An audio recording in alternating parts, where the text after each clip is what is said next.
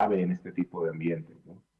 Qué bueno, qué interesante saber esos conceptos en referencia a lo que es factores que analiza la medicina aeroespacial. Ahora bien, doctor, saliendo un poquitito de la pregunta de la grilla, acá viene una pregunta espontánea de mi parte. Pues como piloto tuve la oportunidad de estar en la Universidad del Aire de Río de Janeiro haciendo un curso de fisiología de vuelo. Y los doctores, futuros médicos de la Universidad de Gran Asunción, los enfermeros, querrán saber de su palabra qué significa fisiología de vuelo. Porque yo no soy médico, solo piloto, no puedo explicar con tortura lo que es fisiología de vuelo. ¿Puede explicarnos brevemente qué significa fisiología de vuelo para los estudiantes de medicina y enfermería? Claro, son todas las alteraciones que tiene el cuerpo humano con la exposición a lo que es la actividad del vuelo, ¿no? Entonces ustedes estudian precisamente cómo es la fisiología en un sitio normal, en un sitio en donde la presión atmosférica es prácticamente nivel del mar. Tienen al menos tienen un buen porcentaje, cerca del 21% de oxígeno, pero a mayor altura, aunque el porcentaje sigue siendo el mismo, la presión parcial de oxígeno es menor. Y entonces llega un momento que ya por difusión simple el oxígeno no puede pasar la barrera del material alveolar. Y eso sucede más o menos a unos 3.000 metros, 3.300 metros. Entonces, eh, pues hay varias formas de compensarlo, subiendo el porcentaje de oxígeno que uno inhala, subiendo la presión también del oxígeno, y por eso ven que en estos jets de combate que están parcialmente presurizados, traen las mascarillas de oxígeno con presión positiva y las traen al 100% muchas veces. Otra de las cuestiones que se estudia es precisamente esta alteración que hacen las fuerzas de gravedad sobre el cuerpo humano. Entonces, imagínense el eje de las zetas que va de la cabeza a los pies. A la hora que yo meto en una maniobra militar a alguien y lo volteo y lo jalo hacia arriba, la sangre que está en la cabeza va a ir proyectada hacia las piernas. Entonces, el cuerpo humano, el ser humano, no aguanta más de 4 gravedades y media sin ninguna protección en este tipo de juegos. En un parque de diversiones, de estas montañas rusas, eh, de estos juegos extremos, no son más de 2 gravedades a lo que se expone a la gente, si no se desmayarían los niños, ¿no? Pero nosotros, pues bueno, pues tenemos aplicaciones que tal vez ustedes las ven en la medicina, como el pantalón neumático antichoque, pues nosotros los conocemos como el pantalón antigravedad y viene de ahí, ¿no? El comprimir las piernas, el comprimir el abdomen, para que precisamente a la hora de hacer estas maniobras no se vaya la sangre para abajo, el tipo de acondicionamiento físico que deben de tener estos pilotos. Y bueno, pues esto cansa bastante. Entonces, ¿cuántas kilocalorías por hora se consumen? Etcétera, ¿no? También los efectos visuales, cómo engaña todo este tipo de efectos y de ilusiones neurosensoriales a las que estamos nosotros expuestos durante los vuelos, cómo nos puede llegar a engañar la mente y cómo compensarlo. Tan solo una aproximación durante noche, las luces que iluminan la pista y el entorno del aeropuerto en un ambiente oscuro nos harían parecer que la pista está más elevada y esto nos puede llegar a causar efectos como sentir que vamos a aterrizar más alto y a la mera hora todavía no hay pista, ¿no? Todo este tipo de cuestiones son las que analizamos durante esta parte de la fisiología, ¿no? Y los efectos de la hipoxia, por supuesto, esta ilusión de la presión parcial del oxígeno. Entonces, ¿qué efectos tiene? Cada ser humano tiene prácticamente de los 10 efectos que uno puede llegar a sentir, se repite, dicen que se repite. Varía un poco con la edad, es lo que me he dado cuenta, pero la mayoría de las veces hay cosas que son constantes durante la parte de la hipoxia, ¿no? Entonces, y hay muchos accidentes que se deben a hipoxia. Entonces, todo este tipo de cuestiones las analizamos constantemente durante la parte de fisiología. Qué bueno, qué interesante, estimado doctor. Le tengo que manifestar que realmente estamos muy contentos y orgullosos. Los radioescuchas de UGA Radio, la 87.5 de la Universidad de Gran Asunción, el canal de la televisión, UGA TV, desde la ciudad de Concepción, la base aérea de Concepción, donde funciona la Escuela de Pilotaje de la Fuerza Aérea Paraguaya, se le está viendo a través del canal 40 Televisión Concepción, y en el interior de la República, Ciudad del Este, Alto Paraná, a través de Cosmo TV. Estimado profesor, la medicina aeroespacial tiene funciones principales. ¿Puede explicarnos brevemente así en qué consiste esas funciones principales de la medicina aeroespacial? Bien, primero es coadyuvar con el velar por la seguridad. Para nosotros, desde el punto, una de nuestras funciones es certificar a estos tripulantes que van en este tipo de vuelos, ya sea aéreos o espaciales o aeroespaciales, y pues que sean seguros, ¿no? Nosotros somos los guardianes de este tipo de cuestiones. De repente los pilotos pues nos tienen un poquito de miedo porque no nos confiesan todo a veces porque saben que pueden comprometer su carrera, pero al contrario, ahorita ya la tendencia a nivel mundial es precisamente ser parte del equipo de los pilotos para que tengamos más confianza y tengamos mucha mejor prevención y veamos cómo los podemos ayudar. Entonces, con este tipo de cuestiones, precisamente, pues en cuestiones, imagínense que se certifica a alguien que tenga ideaciones suicidas o que sea antisocial o que haya tenido un antecedente de adicciones severas o que tenga déficit de atención, pues este tipo de personas sí, pues no son las indicadas para estar tripulando un avión, estar tripulando una nave espacial.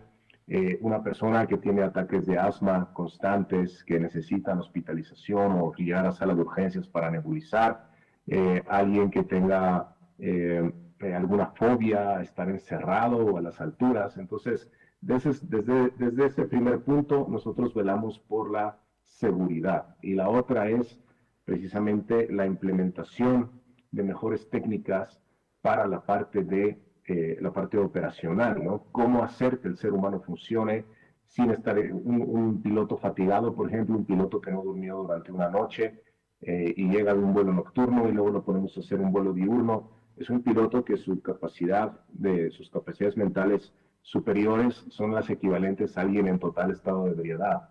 Entonces, este tipo de cuestiones, mediante programas ya de cómputo y mediante cálculos y mediante experiencia, sabemos que es personal que no es seguro de tenerlo adentro de una aeronave en esos momentos. Entonces, nosotros también nos dedicamos a generar todo este tipo de parámetros de hasta dónde se puede estirar la liga, qué tanto, qué podemos hacer, y a nivel militar, pues también utilizando un poco más la ayuda, como tienen a los médicos más cercanos a nivel militar, pues con la ayuda de medicamentos, de estimulantes y de sedantes, pues están precisamente optimizando su sueño y optimizando su vigilia.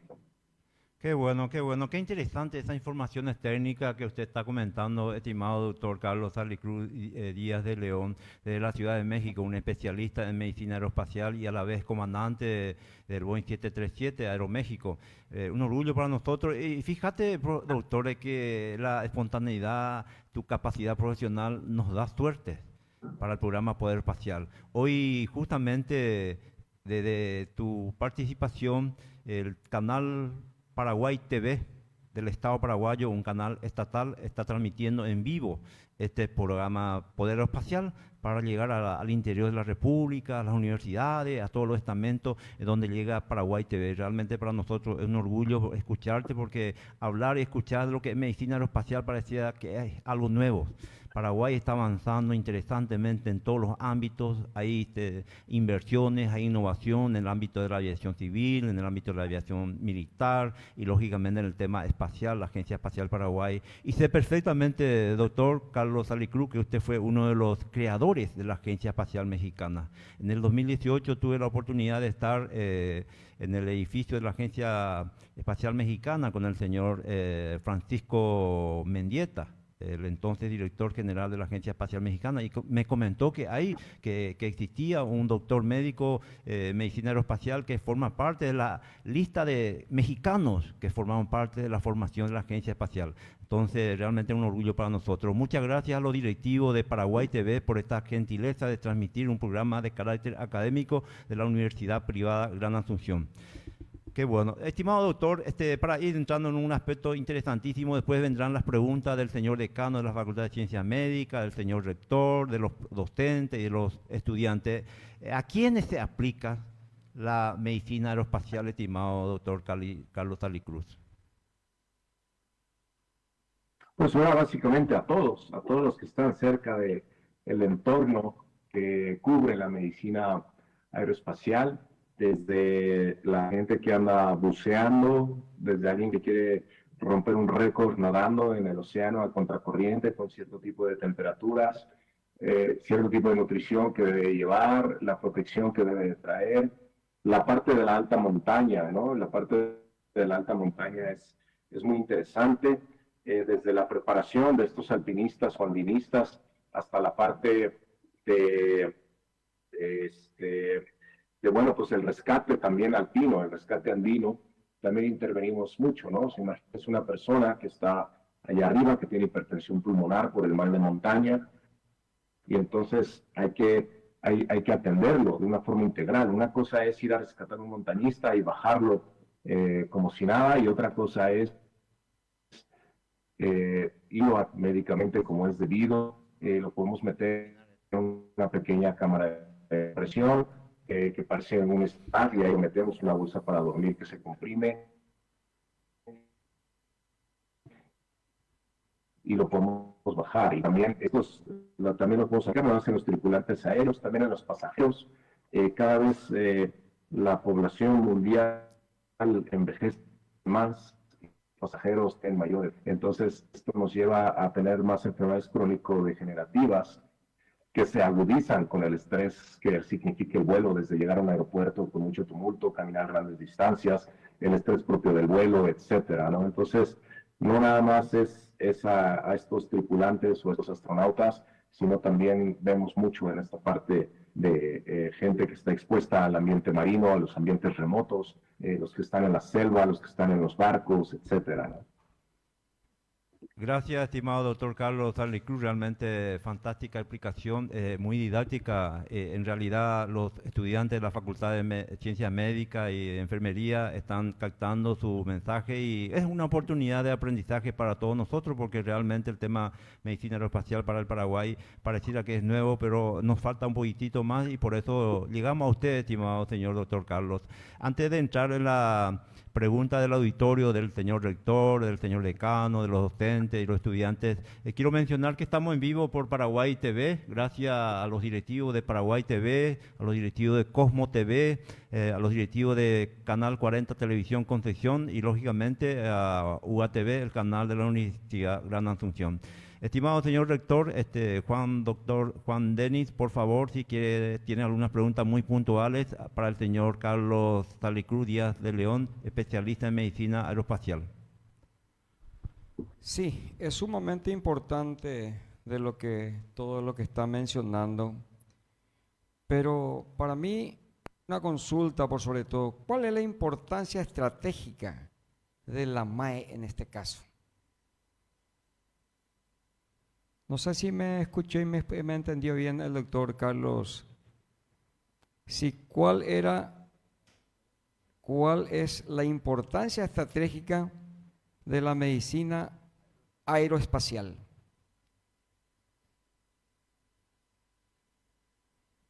A nivel estratégico, somos los guardianes de la seguridad de los vuelos. Eso es una, y la otra es el lograr que nuestros tripulantes y el lograr que toda la gente que nos rodea y que está expuesta a ambientes extremos no nada más sobreviva, sino que trabaje en una forma productiva y en una forma segura.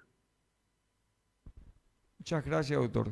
Gracias, estimado doctor Carlos Stanley Cruz y al señor rector de la Universidad de Gran Asunción. Estimado señor decano de la Facultad de Ciencias Médicas, el doctor Ignacio Mendoza, adelante con tu pregunta, por favor. Y buenas tardes, doctor Carlos. Es un privilegio tenerlos con nosotros esta tarde. Y quisiera nada más que transmitirle dos preguntas que me han hecho llegar los estudiantes.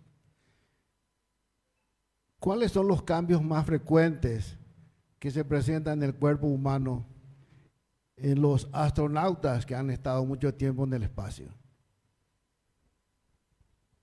Bien, esto tiene mucho que ver, muchas gracias. Y antes que nada, un gusto verlos a todos ustedes, al señor rector, al señor decano, qué gusto que estén ahí acompañando también a sus estudiantes y acompañándonos a nosotros. El principal cambio que se ve es a nivel óseo. Los huesos, como no están siendo expuestos a la compresión y a la torsión que tienen a nivel terrestre por los tendones cuando caminamos, cuando se está en el espacio no se está aplastando el hueso y no se está sujetando estrés. Al no hacer eso hay una osteoporosis, pues como la que pasa con los pacientes que están encamados mucho tiempo, o con los pacientes que ya no se pueden movilizar tan fácilmente. Entonces tenemos una osteoporosis, pero esto es por microgravedad. Y este calcio se va al torrente sanguíneo, se filtra en los riñones, y uno de los problemas principales que hay es la formación de piedras, la formación de litos de calcio a nivel renal, lo cual ha provocado emergencias